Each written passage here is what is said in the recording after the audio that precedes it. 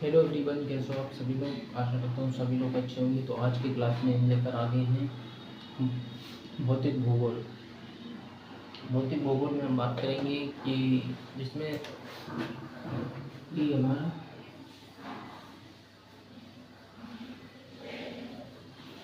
भौतिक भौतिक भूगोल, इसमें देखेंगे कि देखो भौतिक भूगोल क्या होता है। इसमें हम सारे चीज़ों को सिद्धांत देखेंगे, जैसे इंडियन ज्योग्राफी हो गया या वर्ल्ड ज्योग्राफी हो गया। इसमें इसके सिद्धांत यहाँ पर पढ़ेंगे और इसको सिद्धांत को अप्लाई करेंगे। जैसे इंडियन ज्योग्राफी है, वर्ल्ड ज्योग्राफी है, वहाँ पर देखेंगे। तो भौतिक भूगोल में हम सबसे पहले क्या देखेंगे इसमें कि भौतिक भूगोल होता क्या है, भौतिक भूगोल किसे कहते हैं या भूगोल किसे कहते हैं। देखो इसमें क्या करेंगे, पृथ्वी की सतह का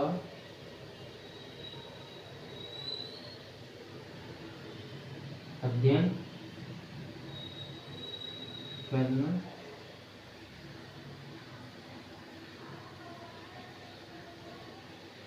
भूगोल कहलाता है। ठीक है, पृथ्वी की सतह का अध्ययन करना क्या कहलाता है, भूगोल कहलाता है। अब आप देखेंगे कि यहाँ पर जो हमारी मैंने क्या बताया, पृथ्वी की सतह का अध्ययन करना क्या कहलाता है, भूगोल कहलाता है। भूगोल एक, जब यहाँ पर पृथ्वी की सतह क्या है, आप देखेंगे जैसे यहाँ पर ये पृथ्वी,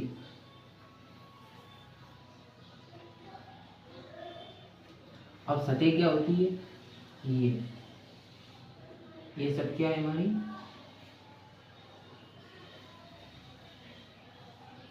ये सब क्या है मेरी सतह।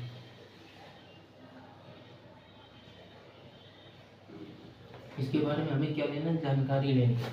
इस सतह पर क्या है, ये ऊंचे नीचे, मतलब इसकी हर एक चीज़ के बारे में जानकारी, इसमें कौन से पदार्थ पाए, कौन से तत्व पाए जाते हैं, इसके बारे में हमें पूरी जानकारी लेनी है। तो हमारी पृथ्वी की सतह कैसी है, एक तो हमारी क्या है, ठोस, एक ठोस सतह। ठोस सतह जिसमें क्या होता है, हमारे महाद्वीप। ठोस सतह में क्या देखेंगे,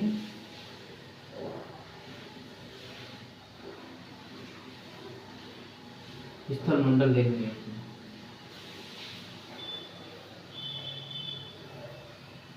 उसमें स्थल मंडल देखेंगे और क्या देख लेंगे, स्थल मंडल में सबसे पहले क्या देखेंगे,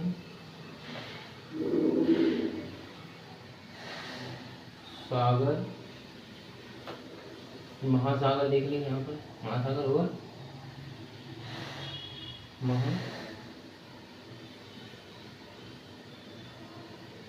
महाद्वीप देख लेंगे। और तरल में क्या देखेंगे हम, तरल सागर, महासागर देख लेंगे। और इसमें क्या देखेंगे हम,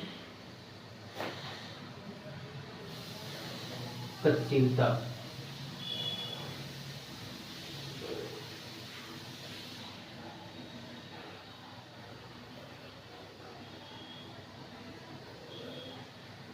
स्थल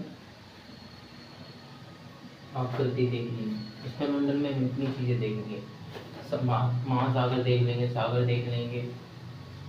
और इसमें जो हमारी गतिशीलता, हमारी जो महासागर या महाद्वीप है, ये कैसे एकदम गतिशील, मतलब इनमें कैसे एकदम चला। स्थल आकृति का मतलब क्या हो जाएगा, स्थल आकृति का मतलब हो जाएगा कि जो हमारी प्रॉपर्टी, जहाँ पर सागर, वो सॉरी, यहाँ पर पठार, पर्वत या खाई कहीं पर है, ये इन चीज़ों के बारे में हम देखेंगे। और हम तरल में क्या देखेंगे, स्थल मंडल हो गया, और क्या देखेंगे इसमें, जलमंडल। और जलमंडल में क्या देखेंगे सबसे पहले, इसमें देख लेंगे सागर, इसमें देखेंगे महासागर, कैसे बने, कैसे निर्माण हुए। और महासागर में क्या देख लेंगे, इसमें जो जितने भी इसमें क्या, महासागर का निर्माण देख लेंगे। ठीक है,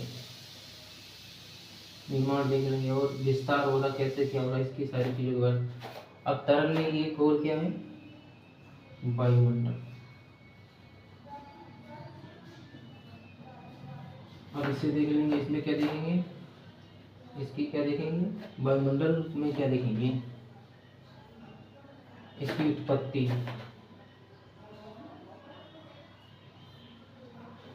देख लेंगे और इसकी क्या देख लेंगे, संरचना देख लेंगे और इसकी क्या देख लेंगे, गतिशीलता।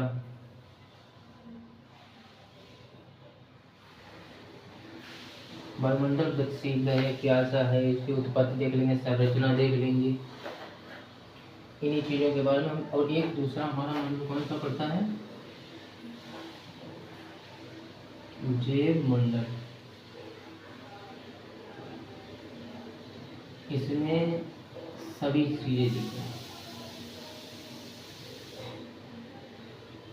ठीक है। तो इसके बारे में हम बताते हैं कि मैंने यहाँ पर ये चीज़ें लिख दी है कि किस भौतिक भूगोल में हम सबसे पहले क्या देखेंगे, भौतिक भूगोल क्या होता है इसकी हमने परिभाषा देख ली, और भौतिक भूगोल किसे कहते हैं ये चीज़ें देख ली, और भौतिक भूगोल में कौन कौन सी चीज़ें पढ़ेंगी ये मैंने पूरा एक डायग्राम बना दिया है। तो इसमें पृथ्वी की सतह मैंने देखी, पृथ्वी की सतह में क्या क्या चीज़ें पाई जाती हैं, पृथ्वी की सतह पर पहाड़, पर्वत, नदी, ये कितनी चीज़ें बह रही है, सारी चीज़ों के बारे में हम जानकारी लेंगे। तो मैं सबसे पहले इसमें मैंने बता दिया। अब इसमें से हम किसी भी चीज़ को हम चालू कर सकते हैं, चाहे वायुमंडल को चालू कर लें या जलमंडल को चालू कर लें या स्थलमंडल को चालू कर लें, इसमें किसी भी चीज़ को हम चालू करते हैं। सबसे पहले आज हम यहाँ पर देखेंगे कि आपने आशा करता हूँ सब लिख लिया होगा, नहीं तो स्क्रीनशॉट ले लेंगे। तो मैं इसे यहाँ से रफ करने जा रहा हूँ। तो यहाँ पर सबसे पहले हम कौन सा मंडल लेंगे, वायुमंडल, ठीक है। यहाँ पर वायुमंडल के बारे में पूरी विधिवत से जानकारी लेंगे कि वायुमंडल क्या होता है, वायुमंडल कैसे बना, पृथ्वी पर वायुमंडल कब बना, कैसे बना, इसमें कौन कौन सी गैसें थी, इसके कितने चरण होते हैं, अब देखेंगे यहाँ पर।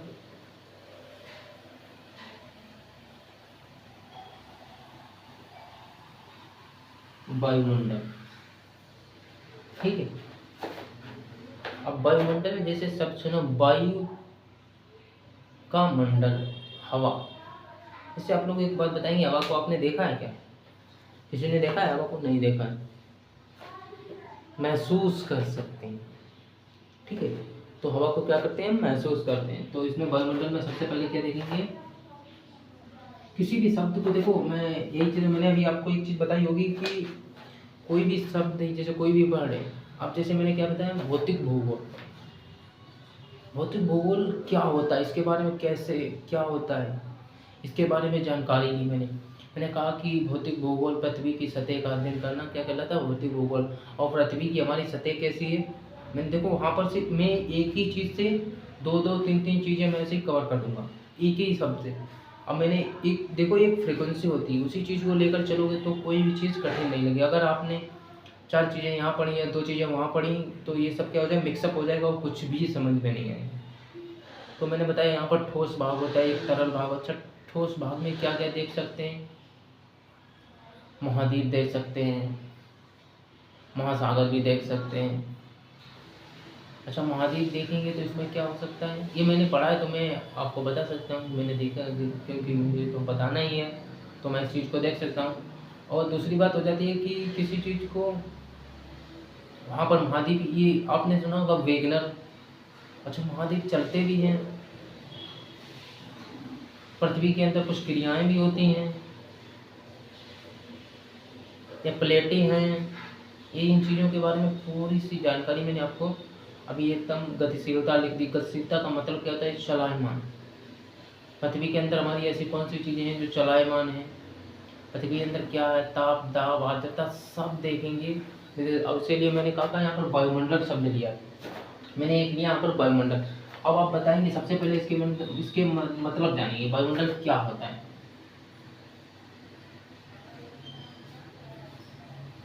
क्या होता है, मैं एकदम बेसिक से बता रहा हूँ। इन चीज़ों को आपने यदि सीख लिया तो मैं कहता हूँ दुनिया के कोई भी काम आपके लिए आसान हो जाएगा।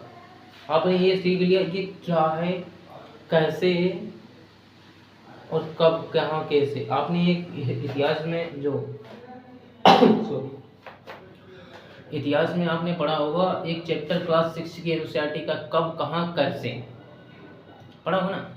तो उसमें यही कब, अरे कब क्या हुआ, कब हुआ, कहाँ हुआ, कैसे हुआ। तो वही चीज़ इसमें देखेंगे कि वायुमंडल क्या है। वायुमंडल की सबसे पहले क्या लिखेंगे, ये परिभाषा लिखेंगे, वायुमंडल किसे कहते हैं, ठीक है। और फिर परिभाषा के बाद हम क्या देखेंगे, ये वायुमंडल के बारे में जानकारी लेंगे।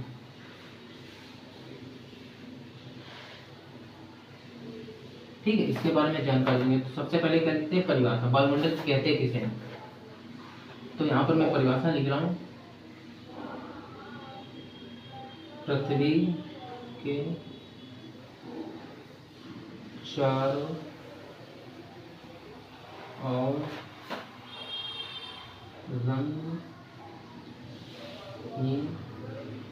रंगहीन गंधहीन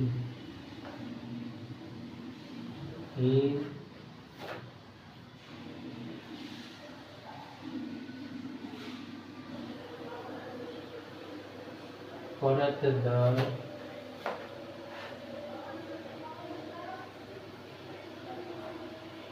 गैसीय मिश्रण को वायुमंडल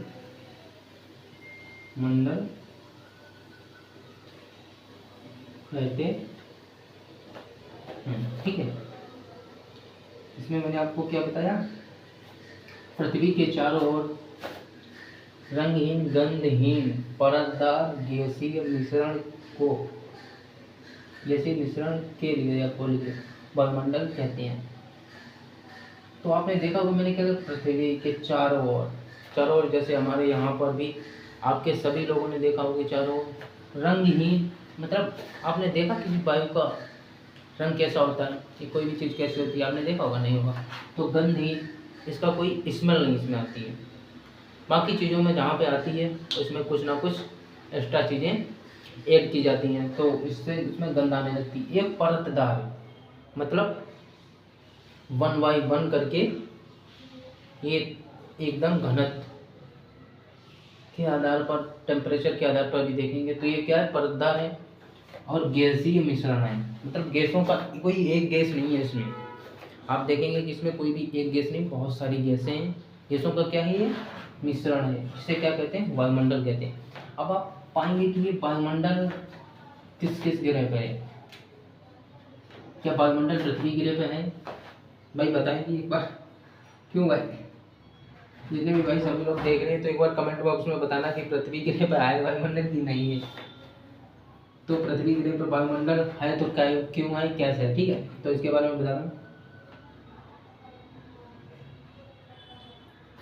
पृथ्वी गैस लिख रहा हूँ, ग्रह की बंदी भाई,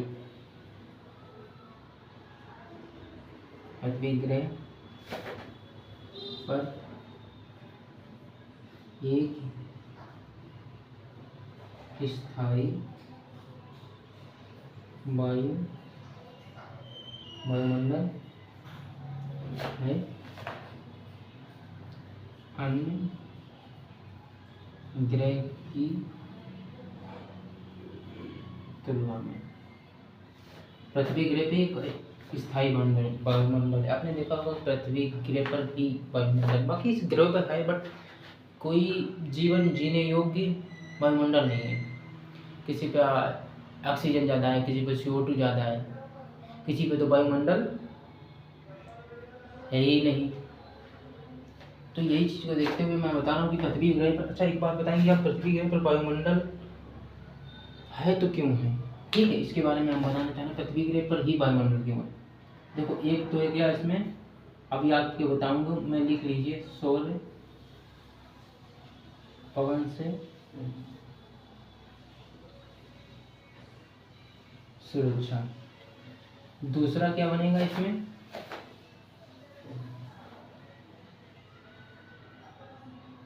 गुरुत्व बल। पृथ्वी के पास अपना एक गुरुत्व बल है, आपने देखा होगा पृथ्वी का जो भूचुंबकत्व है, अपना एक चुंबकत्व गुरुत्वाकर्षण बल है, वो चुंबकत्व सौर से आने वाले हानिकारक विकिरणों को, हाँ, जो जैसे वायुमंडल में आकर हमारे चीज़ों को, ग्रह को, हमारी गैस को उखाड़ ले जाने का काम करेगा, उससे क्या करता है, हमारी रक्षा करता है।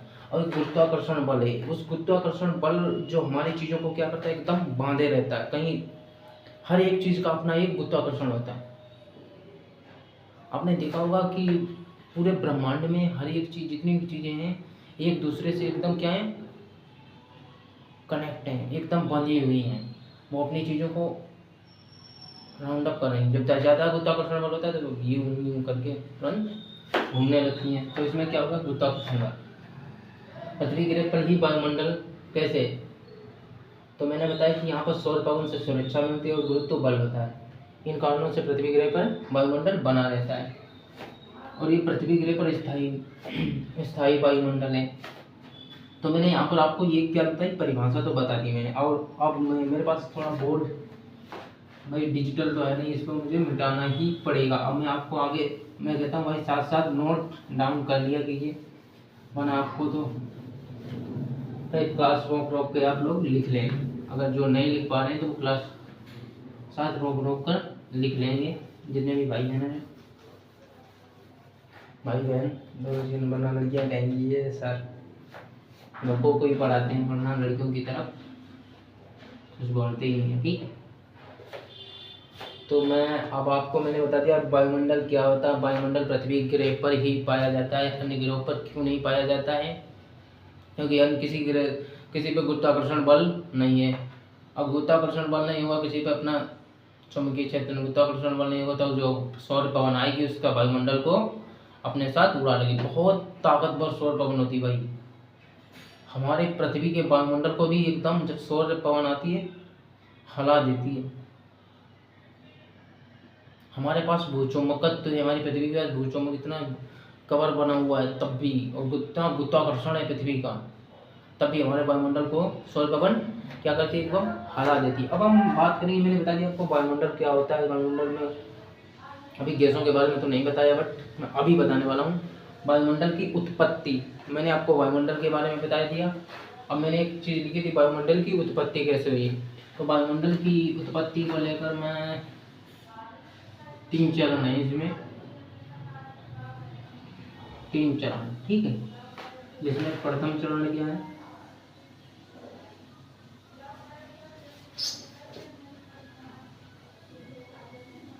प्रथम चरण, ठीक है। प्रथम चरण में क्या हुआ, इसमें क्या कहते हैं कि इसमें आदिकालिक वायुमंडल कहते हैं। प्रथम चरण को क्या कहते हैं, आदिकालिक वायुमंडल। ये प्रथम चरण का वायुमंडल कैसा था, आपने पढ़ा होगा कि पृथ्वी का निर्माण 4.6 अरब साल पहले हुआ, और जो सूर्य हमारा बना कितना, 5 से 6 अरब साल पहले तारों का निर्माण हुआ, ठीक है। तो जब सूर्य बना और पृथ्वी, जब वहाँ पर कौन सी गैसें थी, हाइड्रोजन, इसे आर्मी इसे क्या कहते हैं, आदिकालिक, आदिकालिक वायुमंडल। इसमें कौन सी गैसें थी,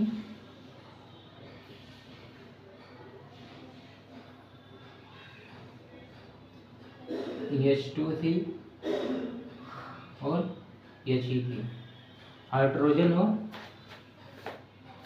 और हीलियम गैस की प्रधानता थी। अब इस समय जब पृथ्वी मतलब बनी रही थी, जब पृथ्वी ठंडे होने के क्रम में एकदम बन रही थी, तो पृथ्वी पर क्या था, हाइड्रोजन और हीलियम गैस की प्रधानता थी। अब क्या था इसमें, पृथ्वी का इस टाइम ये वायुमंडल नष्ट होगा। मैंने क्या कहा था अभी ऊपर कि सौर पवन से सुरक्षा।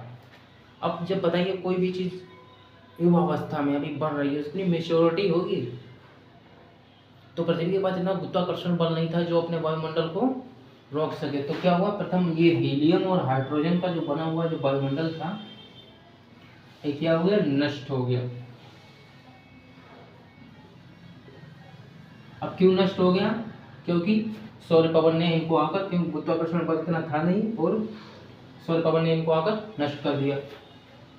और दूसरे चरण में क्या हुआ, जब ये नष्ट होने के बाद दूसरा चरण आया, दूसरा चरण। अब दूसरे चरण में क्या हुआ, पृथ्वी एकदम क्या हो गई, ठंडी होती गई। अब आप चीज देखेंगे, आपने देखा होगा कोई भी चीज जब गर्म होती है तो क्या होता है, उसमें प्रसरण होता है, प्रसरण, उसमें सारी भी चीजें ऊष्मा निकलती रहती है। अब जब कोई भी चीज को हम ठंडा करेंगे ना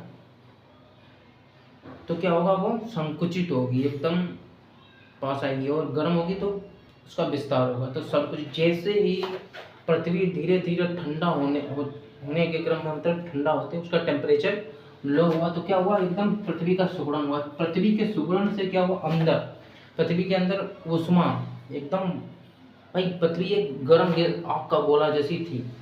अब धीरे धीरे उसका टेम्परेचर हुआ तो पृथ्वी का एकदम सिकुड़न हुआ। अंदर जो जितने में तत्व या पदार्थ थे वो अपने घनत्व के आधार पर तो अंदर चले गए, बट क्या हुआ कि उसके अंदर एक ऐसी प्रक्रिया हुई कि गैस, दूसरे चरण में गैसीय उत्सर्जन हुआ, ज्वालामुखी फटे। यहाँ पर क्या हुआ,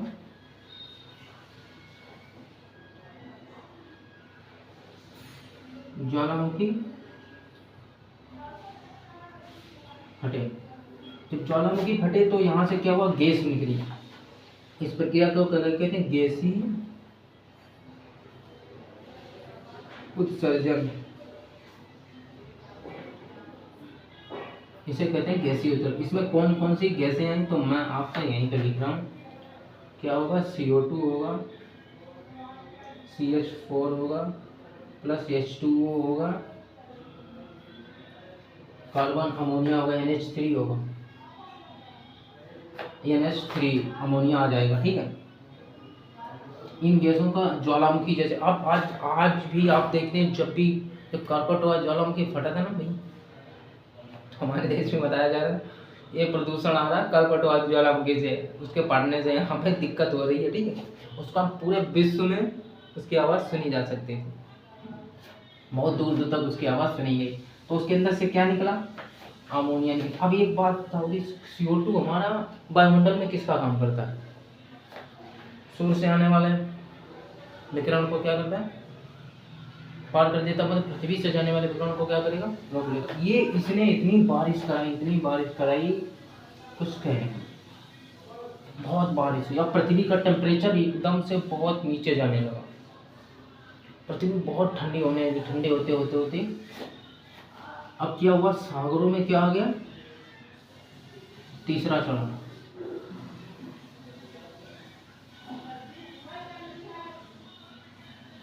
तीसरा चरण आ गया। तीसरे चरण में क्या हुआ, जल वायु परिवर्तन एवं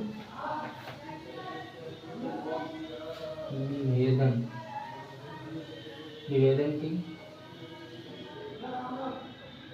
प्रक्रिया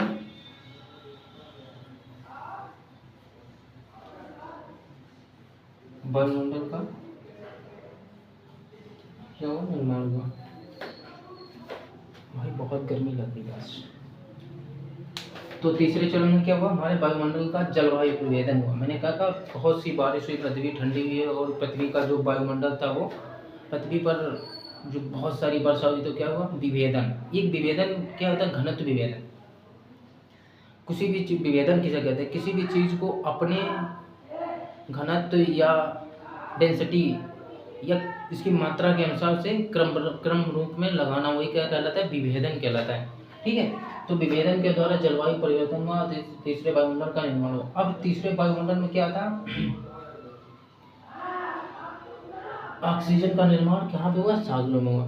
तो मैं अगली क्लास में आपको बताऊंगा कि तीसरे चरण में, मैंने यहाँ पर बता दिया कि कहाँ पर वायुमंडल, यहाँ पर जलवाष्प सागर में बन गया। तो मैं अगली क्लास में आपको बताऊंगा, यहीं से आगे कंटिन्यू करूँगा, क्योंकि थोड़ा मुझे दूसरा काम करने पे जाना है। और मैं अगली क्लास में आपको मिलूँगा। अगर वीडियो अच्छा लगे तो लाइक और कमेंट शेयर कर दें अपने दोस्तों के साथ। Thank you.